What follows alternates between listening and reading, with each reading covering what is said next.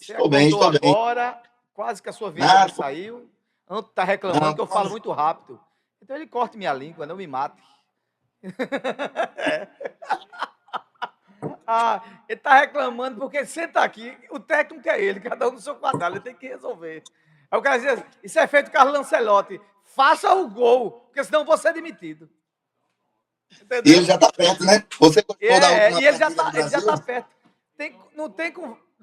Não tem conversa, né? Tem que terminar. Entendeu? Tassi, e Ele aí, tem querida? três jogos aí, já conseguiu só um ponto, né? Tá na mais ou menos. Como é? Ancelotti tem mais três jogos aí, no primeiro dele só conseguiu um ponto, né? Nem um gol, nem um chute no gol conseguiu. E o jogo foi 0-0, né, velho? Aqui pra nós não tem jogador pra jogar, né? E o cara vai lá, né? O cara vai fazer milagre, é? É, né? Quem sabe? O jeito acho que é chamar a seleção da velha guarda, né? Bota lá o pessoal que ganhou o Penta para ver se dá futuro. Porque os que tá não tem jeito, não. Verdade. É, não Eu sei. concordo com o Kelvin, Como é, mesmo ele Tassi? já. Eu concordo, viu, com o senhor Lito, que mesmo os jogadores, né, que ganharam o Penta, eles não estando, né, com a aptidão antigamente, mesmo eles aí têm escândalos e tal, eles entravam no campo mesmo e mostravam o que veio para fazer mesmo, né? Eles ali jogavam não só pelo dinheiro, mas também eles davam aí a vida, né? Pela camisa, né? E hoje a gente não vê nada disso, viu? Se realmente convocasse aí os jogadores de antigamente, eu acho que eles Mas dariam um convocar show. quem, Tássia? Tássia, o grande problema, deixa eu lhe dizer uma coisa. O problema é que não tem jogadores acima da média mais. Antigamente você tinha uma seleção que tinha metade dos jogadores que era acima da média. Tá bom do Brasil assim se conformar, dizer, ó, nossos jogadores são limitados. E finish, não tem o que fazer. Não tem o Chama que fazer Rivaldo de mais. Paulista. Hein? Chama Rivaldo de Paulista. Vai o quê? Ressuscitar Zico, é? Casa Grande? Não tem mais.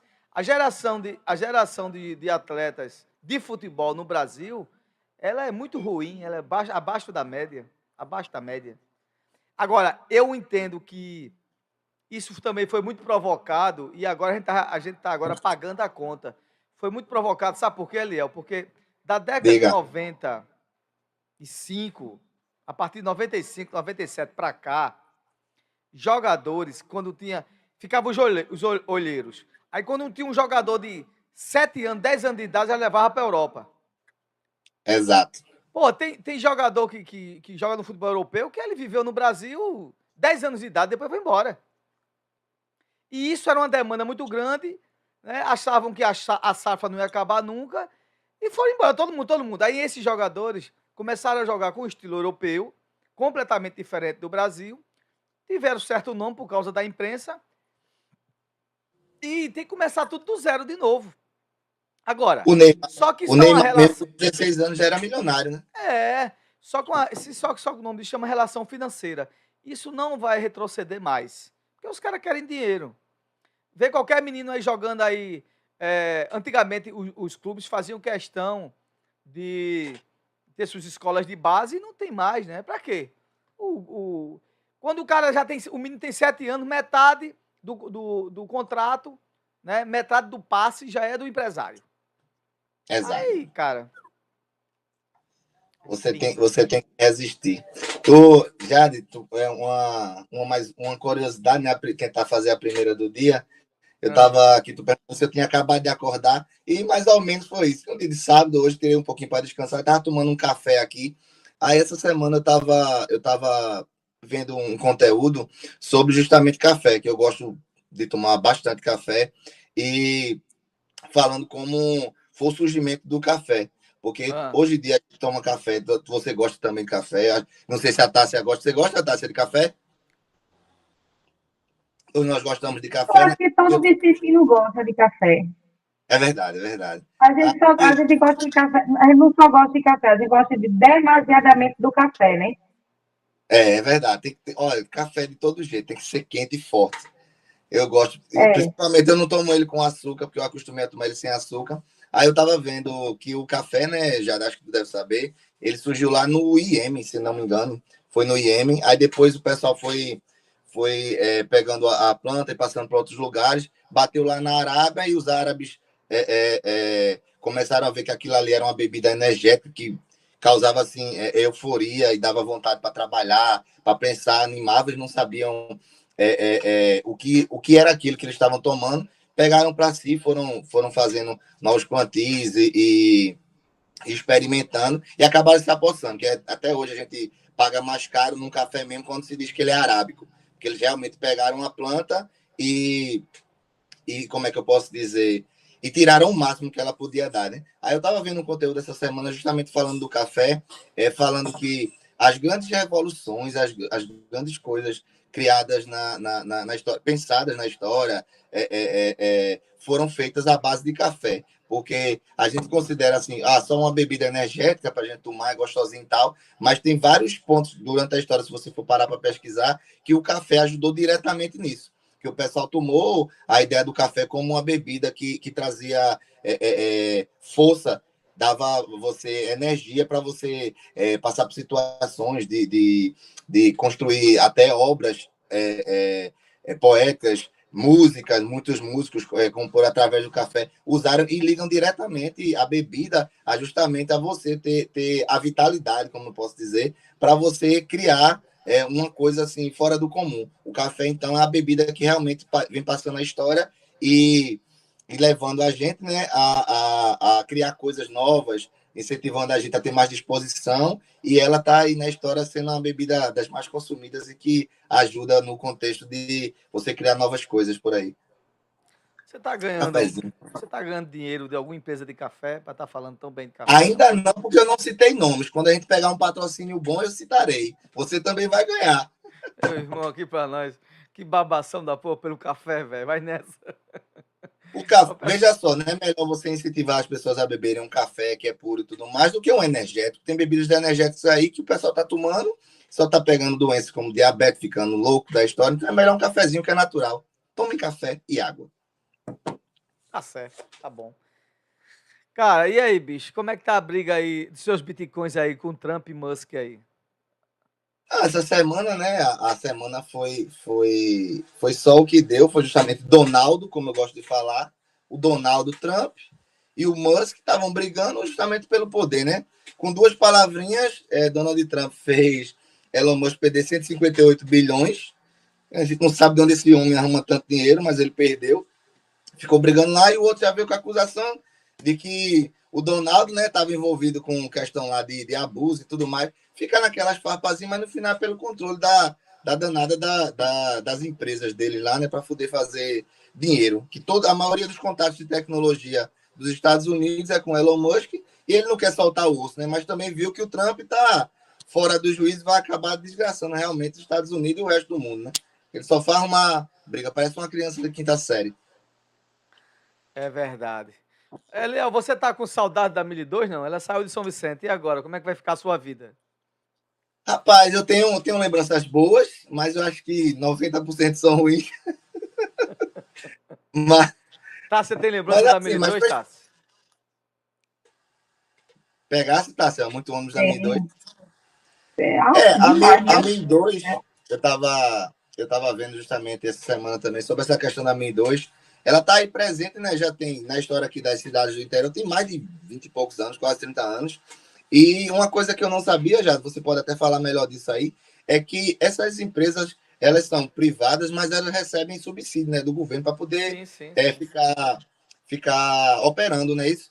E eu claro. estava vendo eles sempre alegando, as informações que eles alegam que não é viável manter um ônibus vindo aqui para, vamos dizer, para São Vicente mesmo, que tirou a operação daqui, para pegar 2, 3 passageiros. Só Eles que sempre mesmo alegam que assim, são deficitários, né? São as faladas linhas deficitárias. Quando você passa por um processo de concessão, o Estado lhe dá uma linha deficitária e lhe dá uma superavitária para equilibrar o pH. uhum, Só que as linhas da Mili 2, segundo eu estava vendo no estudo, viraram todas deficitárias agora. Com então, exceção de Timbaúba, Recife, que tem um semi-expresso, ainda equilibra ainda, que vai para Nazaré. Mas eu não sei não, eu tenho a impressão que a Mili 2 não vai aguentar muito tempo desse. Porque você vê que ela não consegue renovar a frota, não consegue renovar nada. Sucateada há muitos Ela anos. está em recuperação judicial, acho que daqui uns dias ela some do mapa. Aí é aquela coisa, né? A reclamação que ela estava dando, eu estava lendo sobre isso, é que justamente o transporte, eles dizem alternativo ilegal, né? Estão dizendo que tem vans e tudo mais, e carros, é que justamente levaram ela a desistir da nossa cidade, é uma delas, mas teve outras cidades que eles também estão encerrando as linhas. Só que assim, desde quando eu era criança, sempre teve transportezinho pequeno, como a gente chama aqui, né? Os carros de praça, né? E tal. E eu não vejo essas vans todas aqui em São Vicente. Você não vê van transportando. Eu não sei, assim, se São Vicente sempre foi a primeira cidade, o primeiro destino de toda a mudança que tinha na questão de itinerário da 1002. Não sei se você já percebeu. Era um problema, começa em São Vicente. Sempre começa em São Vicente. Então, acho assim, eu não sei se a gente tá fadado a ser isolado, todo mundo comprar um carro, uma moto, mas é complicado. Eu realmente andei muito de 1002. Acho, Eu tenho, o quê, Tássia? eu compartilho desse mesmo pensamento e ainda vem um agravante a respeito daquelas pessoas que não podem pagar o valor do Exato. transporte de van e só tem um valor contado da minha. Porque vale salientar também que o transporte em carro pequeno, né, é totalmente diferente do que o AMI 2. O valor É é elevado, totalmente. né? É um valor. Uma van, um carro baixo, um carro pequeno, é um valor elevado do que a 1002. E a gente sabe que tem pessoas que necessitam da 1002. Então, assim, foi como a primeira fala de Jadiel. Tirou a 1002, mas também o governo tem que dar uma resposta a respeito para assistir essas pessoas. Porque, veja só, é uma linha que sai de Recife. Aí vamos fazer, porque eu fiz agora há pouco essa viagem no Dia das Mães, né? Veio de Recife, aí a gente foi, né? Entrou em Tracunhaém. As pessoas que já trabalham em Recife, tá? De São Vicente, vamos fazer essa linha. Veio de Recife, entre Carpina, Tracunhaém, Nazaré, Buenos Aires, Vicência, Pirigi, São Vicente. Essas pessoas que vêm de Recife, aí para Tracunhaém, Nazaré e tal, demais cidades, até chegar em São Vicente, as pessoas que são de Buenos Aires, de Vicência, de Sirigi, de São Vicente, ficam desassistidas. Entendeu? E não tem carro pequeno que comporta. Então, a fala de Jadiel foi muito importante quando ele falou que o governo, sim, tem que assistir, tem que ver, pelo menos dar uma resposta a essas pessoas. Porque nem todo mundo, vamos dizer que o carro de São Vicente para Recife seja R$ 50, o da 1002 era 22. Vai ter um problema aí, você falou com propriedade. Acho que no meu comentário eu nem citei isso. O que foi que eu disse? Ó, já que não tem, regulamentar agora o transporte alternativo até Recife e as cidades circunvizinhas, e num contexto que haja também possibilidade de barateamento do preço, né? Porque, Sim, quer não, a passagem da 1002 era mais barata. Sim, a E sua fala, Jade, ela aliás, já foi está gerando crucial. problema, né? Que desde o dia 3 que parou, né? Isso. A gente já está hoje, já é dia 9 já. Tipo, como vocês estavam falando justamente, lançou-se o problema e em momento nenhum foi discutido uma solução. Ninguém fala nada, é como se a gente não existisse. Pá, sai, acabou, aluga um burro, pega uma charrete e te dana. Ninguém diz nada, pô. É isso que me deixa indignado. E aí, quer dizer que não tem ninguém que precisava, não? E aqueles que tem Kombi, que tem van, chegou o seu momento de brilhar, viu? Comecem a fazer. Não, eu tô rindo, mas eu tô falando Diz que sério. tudo gera uma oportunidade, né? Uma oportunidade para o cara comprar uma van e uma Kombi e fazer lotação. Fazer lotação. Vir aqui para fazer dias. Gente, eu conheço pessoas que trabalham aqui, que são de São Vicente, que vão dia de domingo e vão na 1002. Fabinho vai ter que aumentar a frota dele, né? Veja, você falando agora da questão da 1002, eu tentando ver aqui quando a 1002, ela tem, eu falei 20 anos, mas a 1002 tem mais de 60 anos operando aqui na região. Eu não imaginei que era tanto tempo assim. Eu pensei que era uma coisa, sei lá, de 30 anos Não, para da cá. década de 70, cara. 70, né? Tinha um cara chamado Seu Capito que fazia, tinha um ônibus. Aí ele parou, parece que a história é essa. Aí entrou a 1002 depois. Surgiu aqui, eu estava vendo aqui, em 7 de maio de 56, já. Era Elcio Souto e Companhia LTDA, que era o nome da empresa. Justamente foi isso, porque não. Mas operando o trajeto de São Vicente já foi, acho que na década de 70. De 70, né?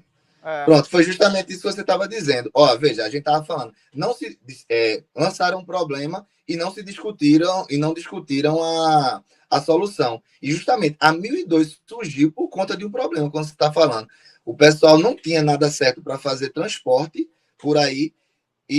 Acho que os únicos meios que você está citando é um ônibus, não diz claramente aqui que eu estava vendo na internet, mas diz que justamente por conta do problema de não ter transporte para outros lugares, um cidadão pegou um ônibus desse e começou a fazer essas viagens. Ele viu aí justamente o quê? A solução para o problema, só que agora eles estão fazendo o contrário. Estão lançando o problema realmente e não dando solução A nenhuma. pergunta é o seguinte, pronto. O afegão médio vai dizer, vou comprar um ônibus rodoviário. Já que não tem mais linha São Vicente e Recife, eu vou poder trafegar até Recife com um ônibus rodoviário, fazendo a mesma linha que a 1002 fazia? O DR vai permitir? Essa é a grande questão. Antes dele regulamentar, ele já está falido. Tu tá me entendendo? Porque se o cara sair com um mini ônibus, ele vai ser parado pela BPRV, BPTrão, o que você imagina, CTTU, tudo. E vai ficar dessa forma? Porque a pergunta é o seguinte, só as vans e os carros de menor porte vai dar cobertura? Não, não vai. Porque ele vai ter que fazer, no máximo, 1 ou 2 viagens. E aquele horário contínuo? Então, é o que eu falei. Então, tem que regulamentar agora. Se não vai ter mais nenhuma linha, se não vai ser substituído nenhuma linha, Tássia e Eliel, tem que regulamentar agora o transporte alternativo. O transporte alternativo. Entendesse? Agora, vai ficar dessa forma? Eu vou te falar, a gente tá falando isso aqui, mas tu sabe quando é que isso vai acontecer? Isso vai demorar demais. Isso vai ficar assim mesmo. Ninguém vai estar nem aí. Ninguém vai estar nem aí. Gabriel, a gente está com um comentário do Edson, e ele diz o seguinte: Gabriel, não sei se você se recorda, mas há anos atrás, em outrora, a Borborema queria entrar em São Vicente Ferro. Lembro. Porém, a 1002 nunca permitiu. E a 1002 não permitiu, perfeito. A única empresa que competiria com a 1002 era a Borborema. E tenho com certeza absoluta que iria assistir a essas pessoas até hoje, porque é a empresa mais antiga e é uma empresa humana. É assim que ele fala. Abraço, seu Edson. Eu lembro, houve isso mesmo.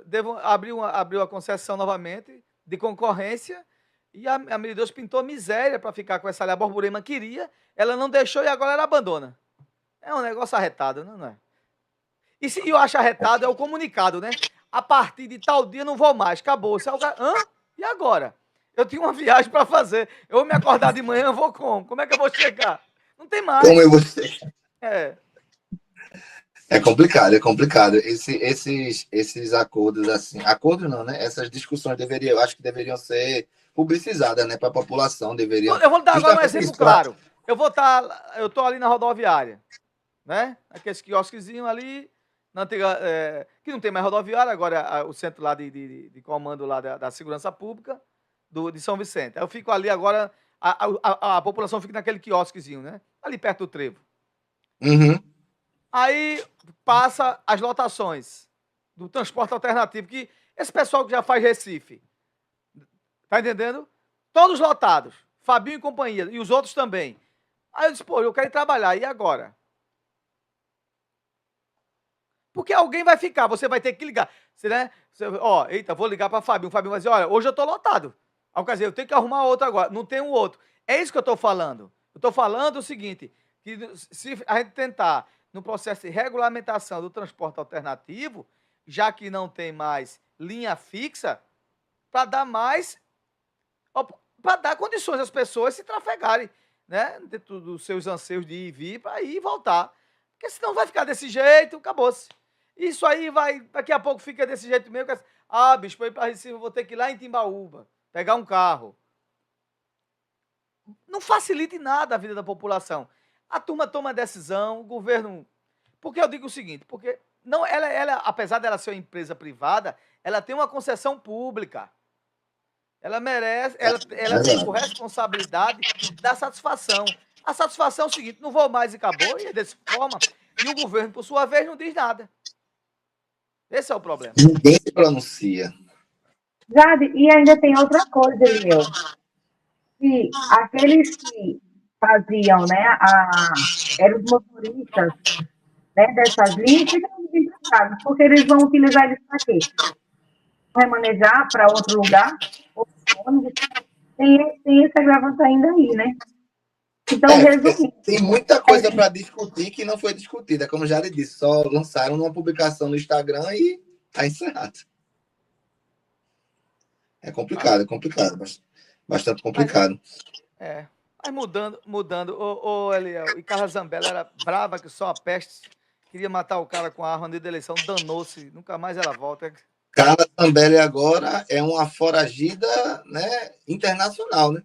Reconhecida, né? Ela, como diz, né, o processo dela agora foi transitado e julgado. Ela simplesmente tem que arrumar alguma forma. Você depositou algum dinheiro? Você depositou algum dinheiro na conta de Bolsonaro para ajudar o filho dele nos Estados Unidos? Não. Para ficar naquela mansão, nas melhores escolas americanas? Ou não? Você faz parte disso, não? Não depositei não. Falam como você fala, de mudando de pau pra cacete. Justamente disso, eu lembrei essa semana, falando que essa questão, né, de você, Bolsonaro enviou, né, 2 milhões para o filho dele não passar necessidade, fez essa questão, como eu posso dizer, esse câmbio, né? Ele mandou dinheiro da cá, 2 milhões de reais, e ele disse que não era nem tanto dinheiro assim, porque lá nos Estados Unidos as coisas são caras, ele só teria mais ou menos aí 300 mil dólares ou 350, e eu lembrei essa semana que passou despercebido, a curiosidade, né?